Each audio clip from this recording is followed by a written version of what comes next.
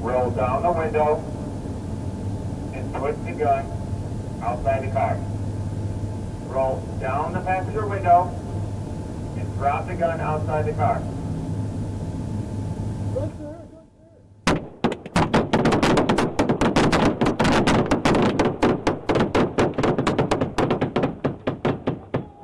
Get her out! Get her out!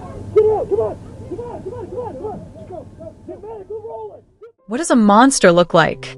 Is it a snarling beast, easy to spot and easy to fear? Or is it something far more dangerous? Something that can look you in the eye, smile, and tell you exactly what you want to hear, while hiding the truth in plain sight. This is the story of Shauna Roy, a mother, a daughter, a friend described by everyone who knew her as the kind of person who would literally give you the shirt off her back. Her greatest strength was her capacity to see the good in people. And that is what a monster preyed upon. But this isn't just another story about a tragic domestic violence homicide. This story is unique because the killer left us a blueprint, a confession before the crime, a playbook of his manipulation, recorded live on the internet for anyone to see. He gave us the script, and he never once thought we would be listening this closely. Just days before he would brutally end Shauna's life, Tony Roy was relaxed, holding court on a Facebook live stream. He's smiling, talking to his followers. He leans into the camera, a picture of calm conviction, and says this: "I'm 6 feet 6 inches, 280, I will never hit you. Now, I might have some other issues in the relationship, but I will never hit you. Don't forgive a fucker for hitting you. He hit you, get rid of that bitch." Remember those words. Let them sink in. Because the man saying them, the man building this persona of a reformed, gentle giant, had already been hurting the woman who loved him. He was already absconding from parole. He was already planning his next move. This performance was his masterpiece. So, who is the real Tony Roy? And how did Shauna, a woman known for her intelligence and loyalty, fall for the performance? Shauna Williams Roy was a beacon of light from Saginaw, Michigan. 41 years old, a protective mother to 2 boys, aged 16 and 7. She worked as a production operator, but her real dream was to open an adult foster care home. Think about that. Her ambition was to create a safe haven for the vulnerable. Her best friend of 30 years, Dominique Van, said Shauna was the person you called at 3 a.m. if you needed help. No questions asked. She was dependable. She was magnetic. She met Tony Roosevelt Roy online in 2020. And from the very beginning, he was crafting a character. He presented himself as a man who had made mistakes, sure, but who had learned from them. A man who had done his time and was now focused on building a legitimate life. He talked about his businesses. He talked about his children. He talked about change. This was the reformed man narrative, and for a compassionate soul like Shauna, it was a powerful lore. What she didn't fully know was the depth of his history. The Michigan Department of Corrections records show 17 felony convictions, armed robbery, assault, fleeing police, a history of violence stretching back to 1998. He had served over 8 years in prison and was, in fact, on parole when they married in July of 2022. This was a fact he worked hard to minimize, to smooth over with promises of a better future. And after the marriage, the mask began to slip. The isolation started. Tony began to cut Shauna off from her support system, her friends, her family. He monitored her every move. He tracked her communications. The accusations of infidelity started, a classic tactic of a controller. And then, the physical violence began. He struck her. More than once. Shauna confided everything in Dominique. She knew it was wrong. She knew she had to get out. By mid-July 2023, she had made a plan. She was going to leave Tony and return to Saginaw, to the safety of her family. Now, let's go back to Tony's live stream. Because while Shauna was planning her escape, Tony was on Facebook, telling his audience who he was. And if you listen closely, the real man is right there, bleeding through the cracks of the performance. He brags about his success, claiming he made $100,000 in 50 days after getting out of prison. He's flashing money, building this successful entrepreneur facade. But then, in the same breath, he reveals his true view of the world. He talks about his first days of freedom. And it's not about seeing his kids, though he mentions that too. It's not about building his business. It's about women.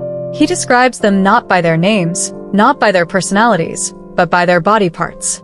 He brags about the number he slept with, treating them as conquests, as trophies.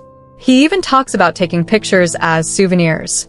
This isn't a reformed man. This is a predator describing his prey.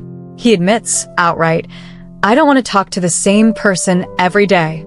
That's boring to me." A direct insight into his inability to be a faithful, stable partner.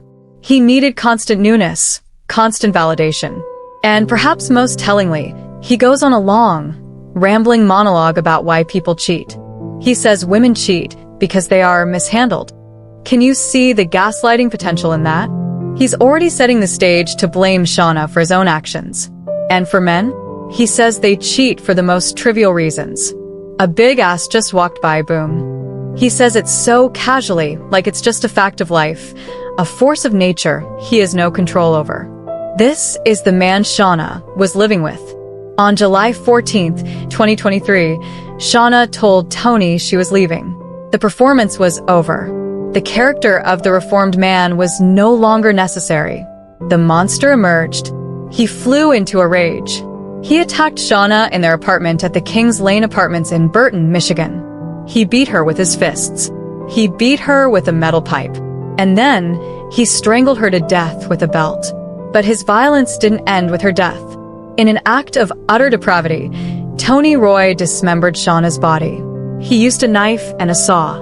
He placed her remains into plastic garbage bags and left them in the bathtub. Then he cleaned. He scrubbed the apartment, trying to erase the evidence of his crime, trying to make Shauna disappear as if she never existed. The next day, July 15th, he used Shauna's phone. He texted her best friend, Dominique. He pretended to be Shauna. The message read, "I'm okay, just busy." But he made a mistake. He used the word honey. Shauna never used that word. Dominique knew instantly that something was terribly wrong. That wasn't Shauna. The family called for a welfare check. Police forced entry into the apartment around 7:20 that evening. And they discovered the horrific scene that Tony had left behind. An arrest warrant was issued for Tony Roy for open murder and mutilation of a corpse. But he was already gone. He had been declared a parole absconder days before the murder. He was on the run. Police used cell phone data and license plate readers to track his movement. He was in Detroit. And he wasn't alone. He had a female passenger with him. Just after midnight on July 17th, Michigan State Police troopers located his vehicle and initiated a traffic stop. Down the passenger window and drop the gun outside the car.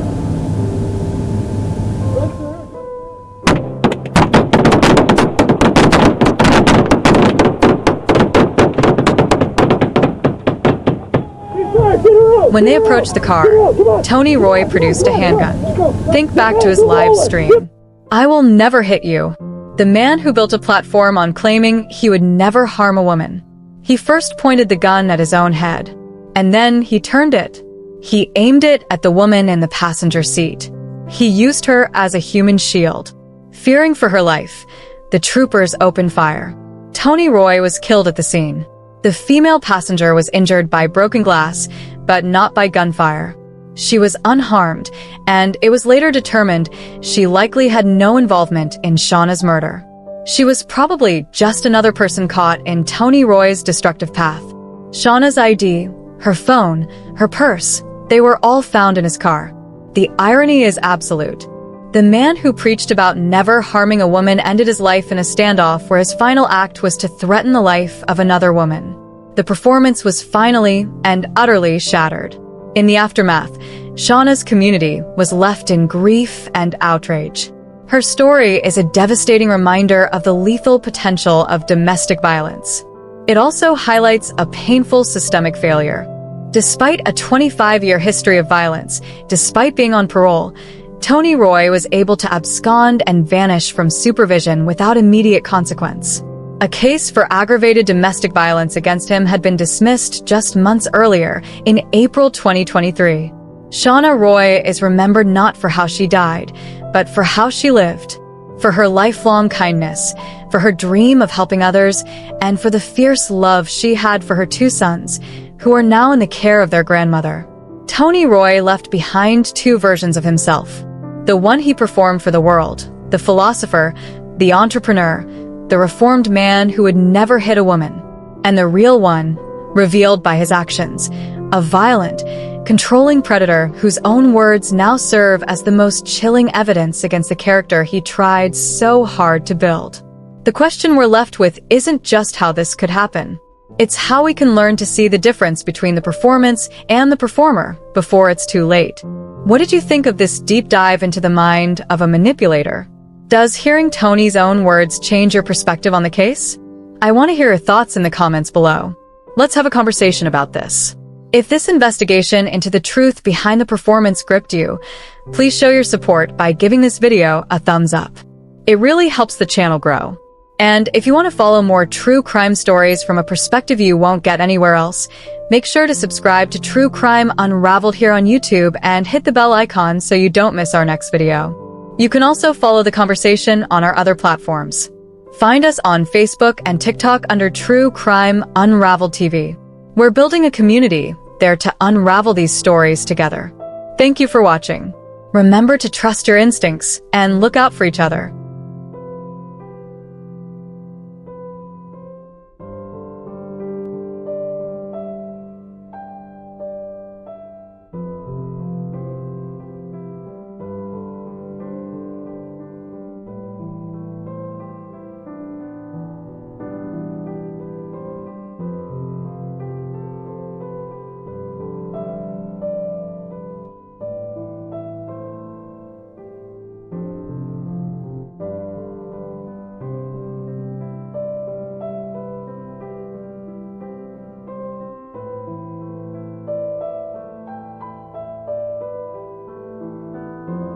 Continuing coverage, a man accused of killing and dismembering his wife shot and killed by police. Burton police say it started Saturday when officers responded to a welfare check at Kings Lane Apartments. Investigators say they received reports of a woman inside who was dead. TV5's Lanita Brooks joins us live from Burton with details. Lanita? Burton police responded to Kings Lane Apartments for a welfare check just after 7 o'clock Saturday night. It was then when they arrived that they found a horrifying crime scene. They discovered 41-year-old Shauna Roy had been completely dismembered. Her body parts had been placed in garbage bags and set in the bathtub.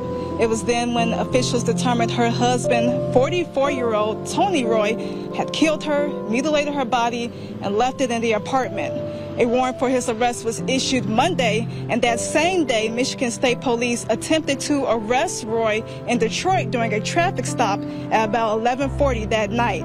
Roy then met officers with a firearm, pointing the gun on himself, and then at a female passenger who was in the car with him. Officials say as he was pointing the gun towards that passenger, he was shot by multiple troopers, killing him on scene. As for the passenger, MSP says she suffered minor injuries from glass fragments and she will be okay. And anyone who has any additional information is urged to contact police as this investigation is still ongoing.